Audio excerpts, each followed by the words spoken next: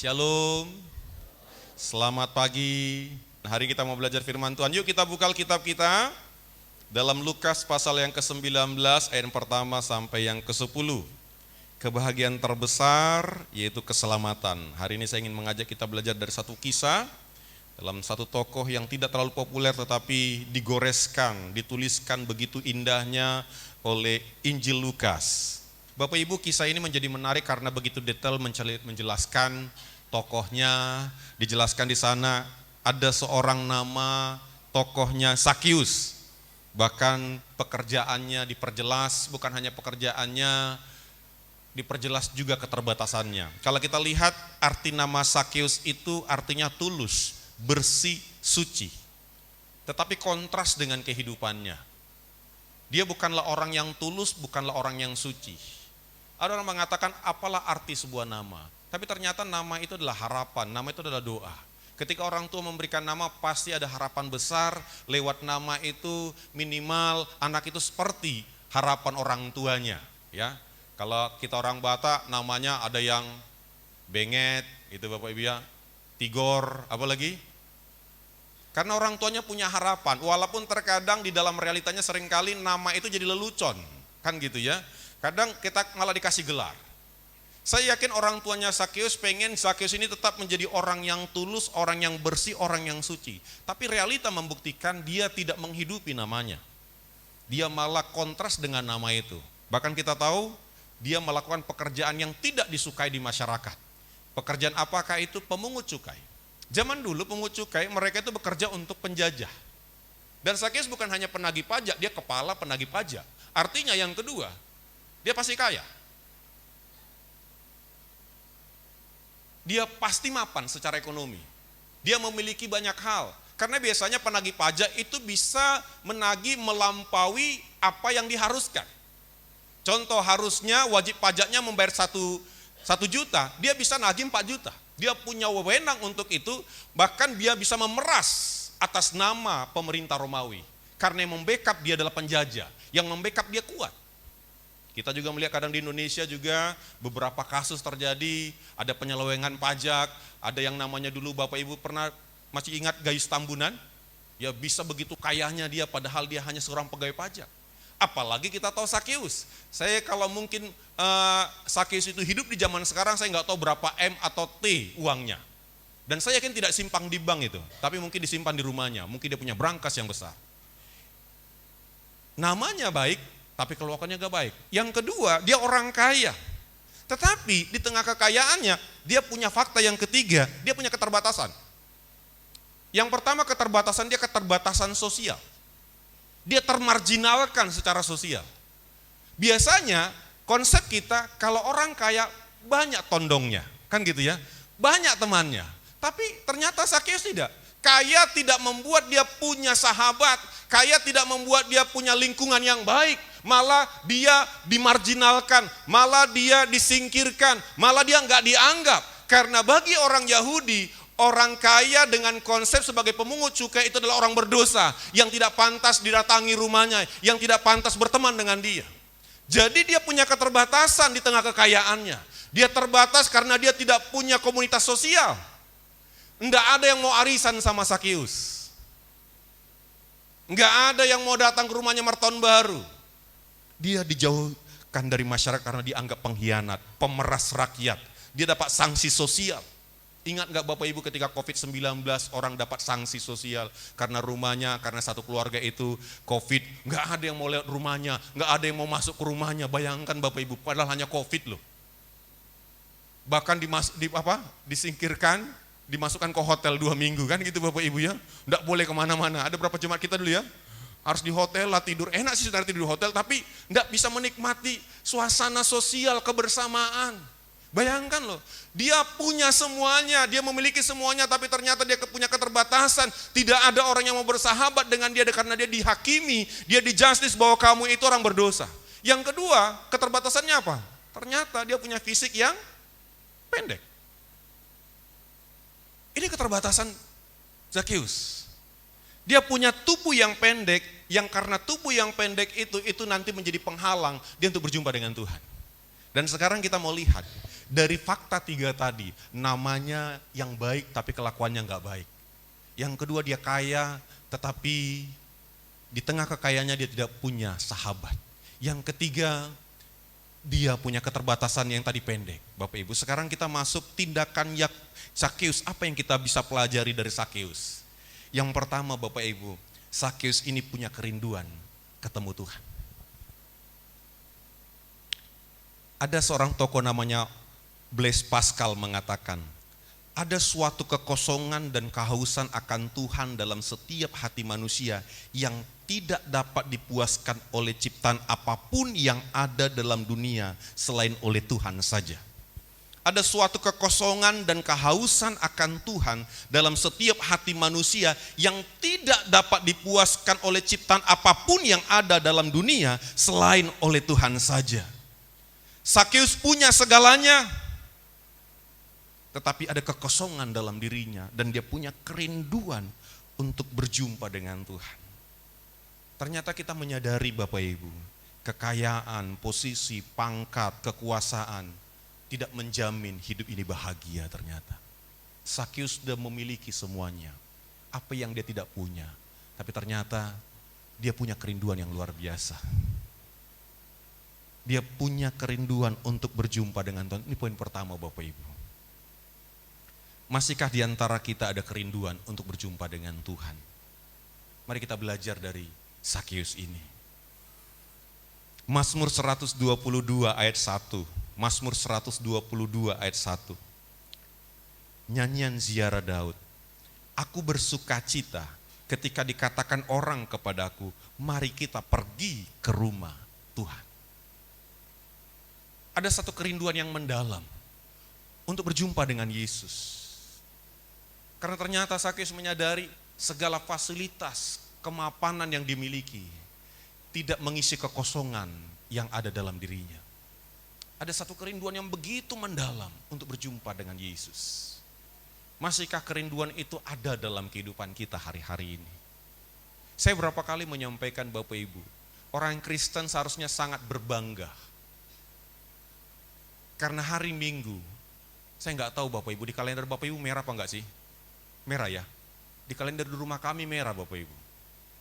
Ada kalender marga di sana, ada Marga Huta Barat, ada Panjaitan, ada Aritonang di sana. Merah semuanya, kalender GBS lagi merah. Saya nggak tahu Bapak Ibu kalendernya masih merah apa enggak? Atau sudah coret semuanya, hitam semua. Artinya pemerintah saja memberikan kesempatan bagi kita untuk menjadikan hari Minggu menjadi hari beribadah. Negara saja memfasilitasi umat Kristen untuk beribadah. Tapi fakta membuktikan, terlalu banyak kadang anak Tuhan tidak lagi rindu untuk datang beribadah kepada Tuhan. Sakeus, dia punya kerinduan. Bahkan kalau kita baca dalam Mazmur 42 ayat 1, Mazmur 42 ayat 1, untuk pemimpin biduan, nyanyian pengajaran Bani Korah, seperti rusa yang merindukan sungai yang berair, demikianlah jiwaku merindukan Engkau ya Allah. Sakeus yang pertama yang kita bisa pelajari dari hidupnya, dia punya kerinduan yang dalam untuk berjumpa dengan Tuhan.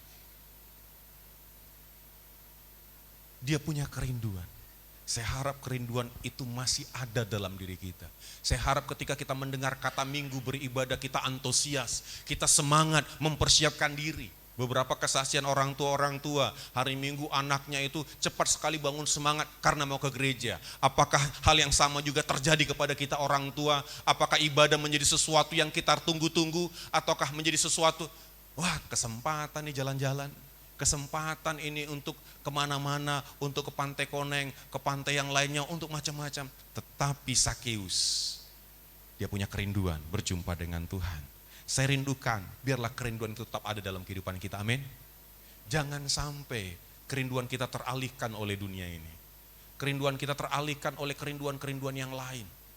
Saya ingat sekali Bapak Ibu, kalau Bapak Ibu ada rencana mau ke satu tempat, Bapak Ibu malamnya saja nggak tenang tidurnya, benar ya? Kalau pagi ini mau berangkat, kadang malam saja bangun-bangun aja kerjanya, benar nggak? Ya terbangun, jam 2 terbangun, masih jam 2 rupanya, tidur lagi. Bangun, masih jam 4 rupanya, tidur lagi. Karena punya kerinduan.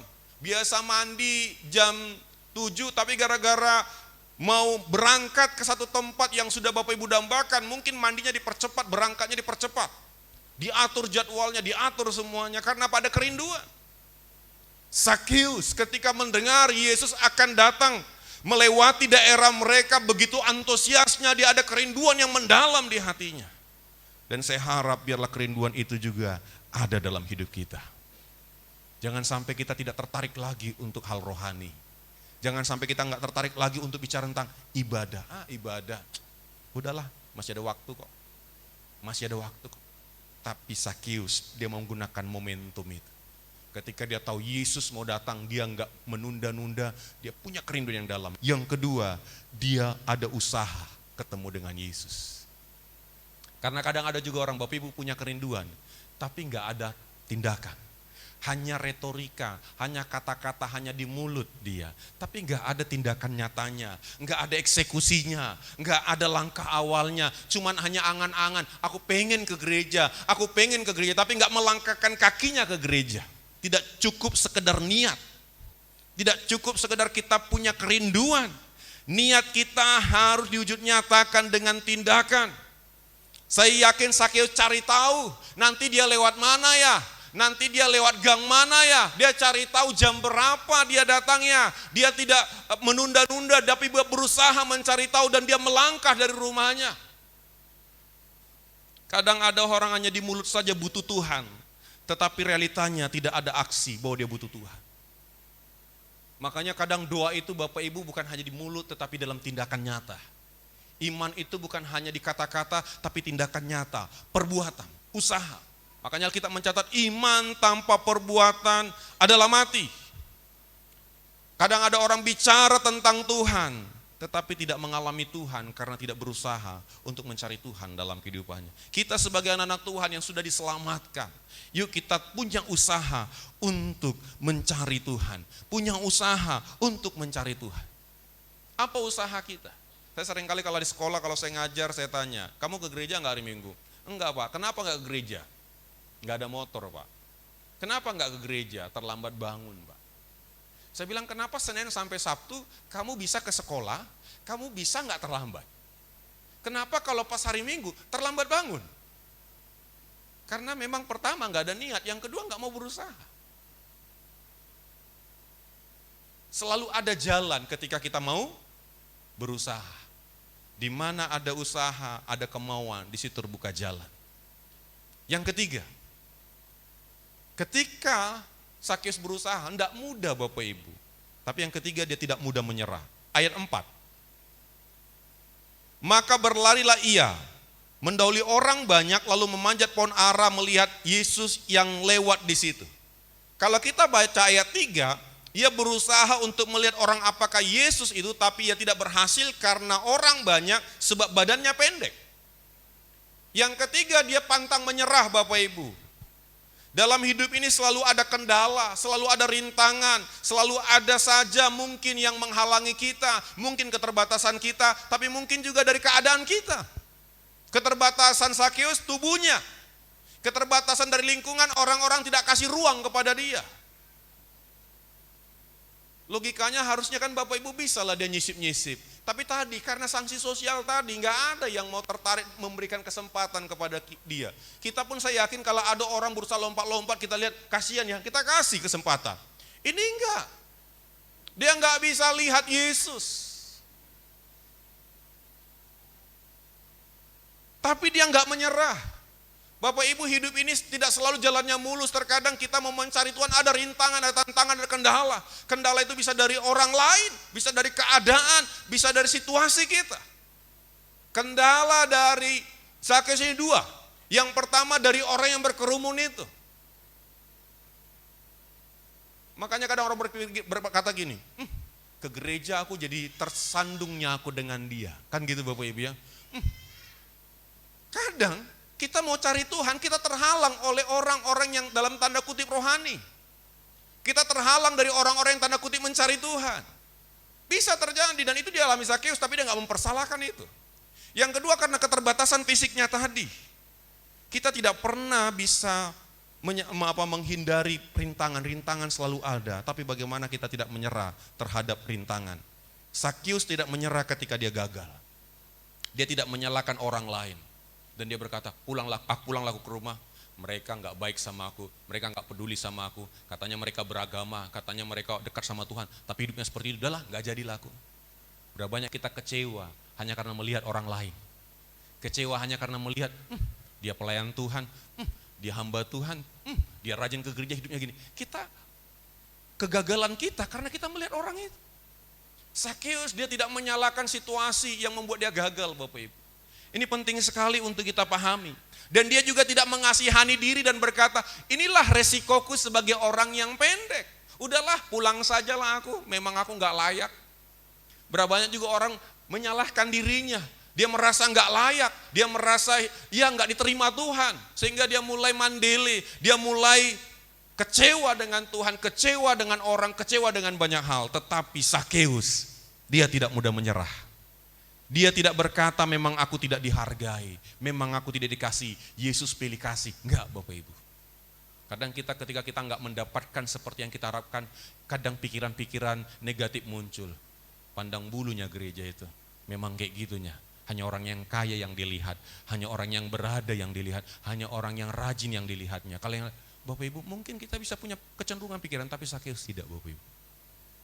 Dia enggak pernah menyalahkan orang lain atas kegagalannya. Ini juga penting, poin utama bagi kita. Pantang menyerah.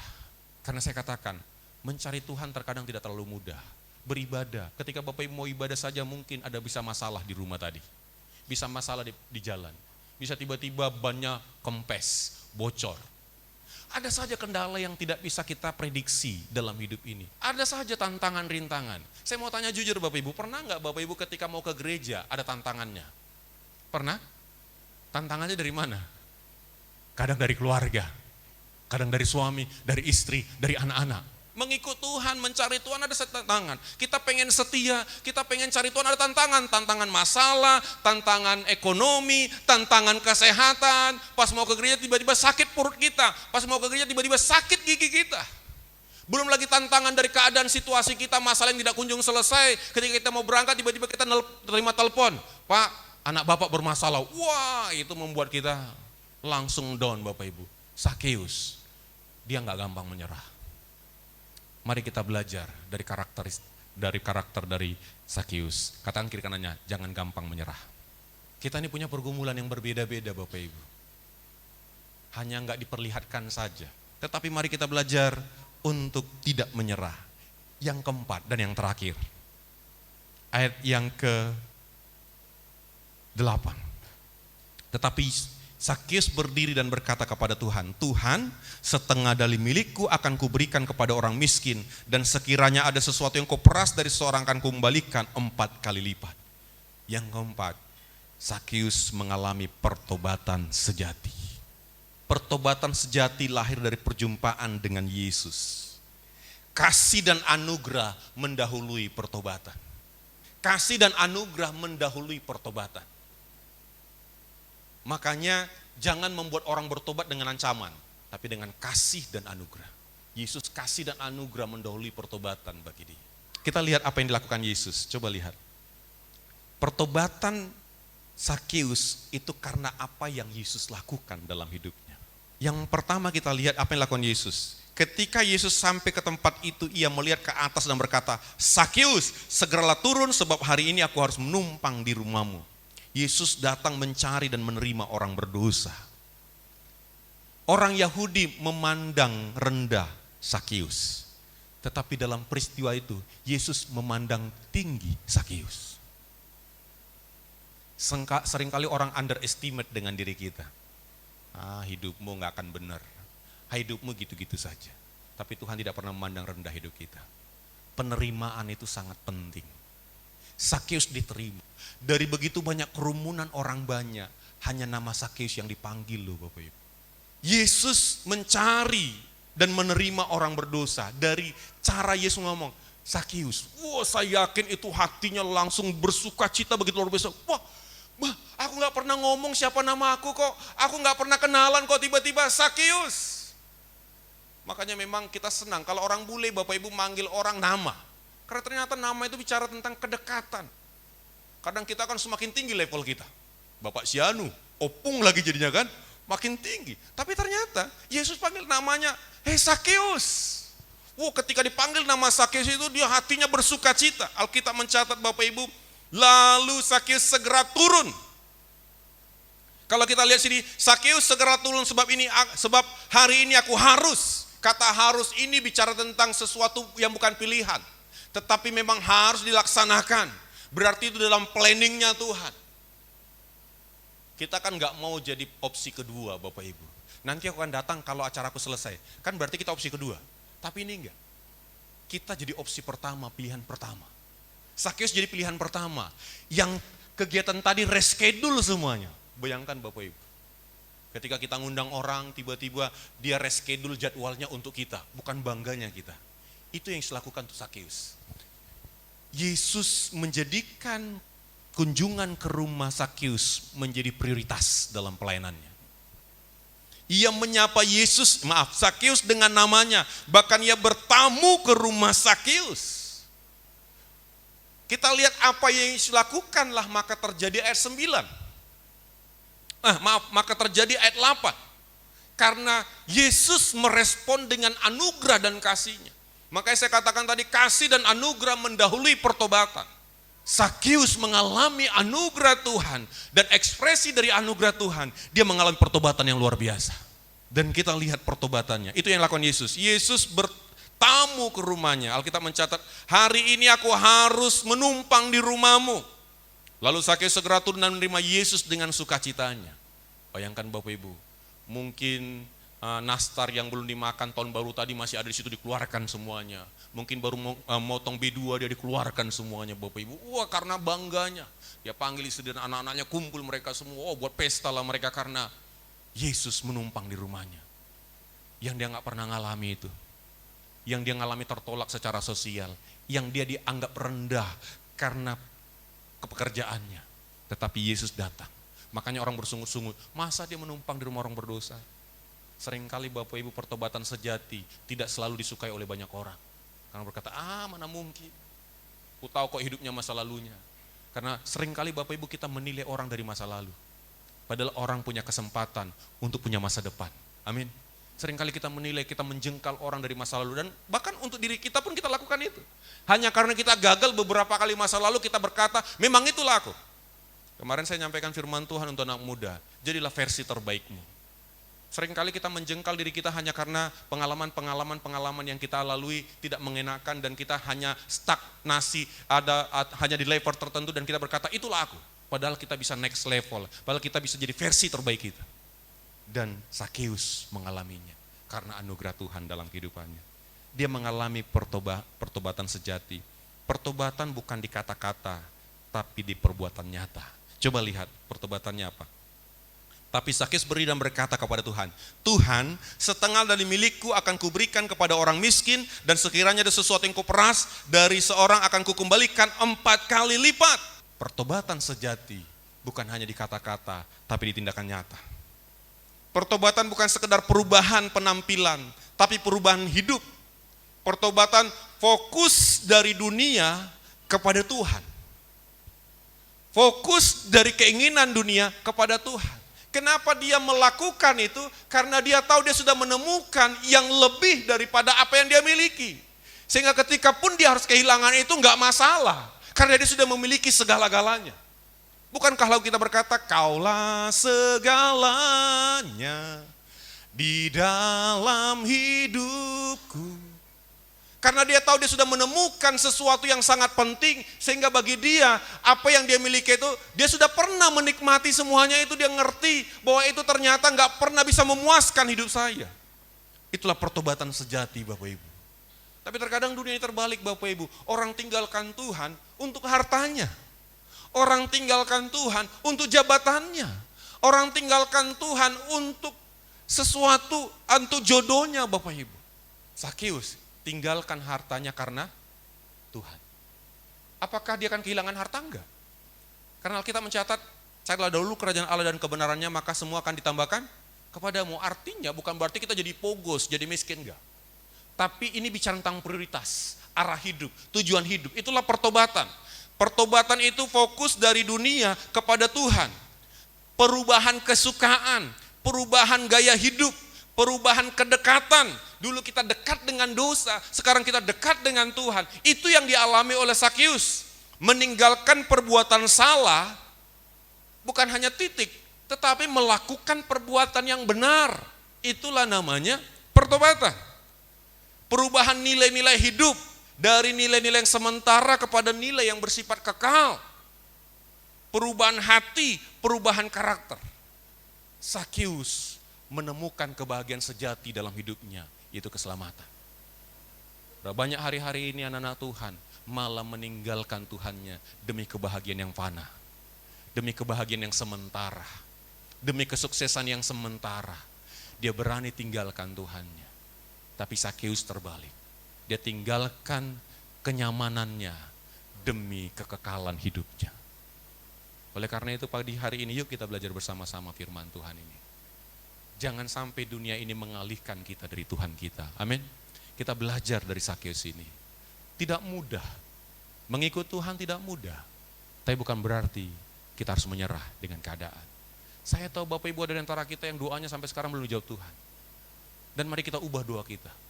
Tuhan, mampukan aku, berikan kekuatan menghadapi apa yang Tuhan percayakan dalam hidupku. Kadang jangan doakan Tuhan selesaikan masalahku, tapi berikan aku kemampuan untuk menjalani hidup ini. Saya juga terkadang mengkoreksi doa saya Bapak Ibu. Kalau kita mendoakan orang sakit, kita doakan supaya sembuh kan. Padahal kita juga harus berdoa, Tuhan mampukan dia, kuatkan dia menghadapi proses yang Tuhan izinkan dalam dia. Durasi kesembuhan kita nggak tahu berapa lama.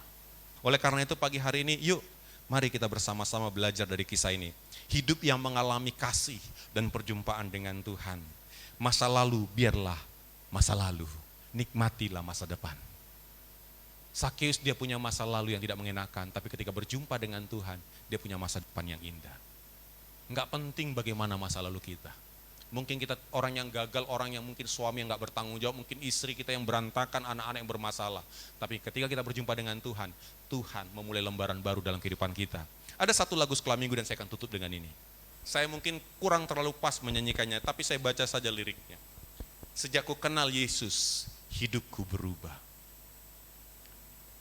Ketika kita kenal Yesus, masa lalu menjadi masa lalu. Sejak kita kenal Yesus, sukacita kita penuh. Sakeus ketika kenal Yesus, sukacitanya penuh. Sukacitanya ternyata bukan karena kekayaan dia miliki, sukacitanya bukan karena kemapanan dia miliki, sukacitanya karena Yesus pemilik kehidupannya dan dia memiliki Yesus dalam hidupnya. Sukacitanya karena hidupnya dibenarkan. Dunia memvonis dia, dunia menghakimi dia, tapi Tuhan membenarkan dia. Kita nggak perlu cari pengakuan dari dunia ini Bapak Ibu. Pengakuan dunia ini fluktuatif, relatif. Kalau pas kita dalam keadaan baik saja, kita diakui baik. Pas kita sedang mengalami sesuatu yang nggak baik, mereka juga bilang kita nggak baik. Ketika didapatkannya kita melakukan kesalahan, semua kebaikan kita bisa pupuh, bisa rontok hanya karena satu kesalahan. Tetapi Yesus, satu kebaikannya menggugurkan masa lalu kita yang hancur kelam itu.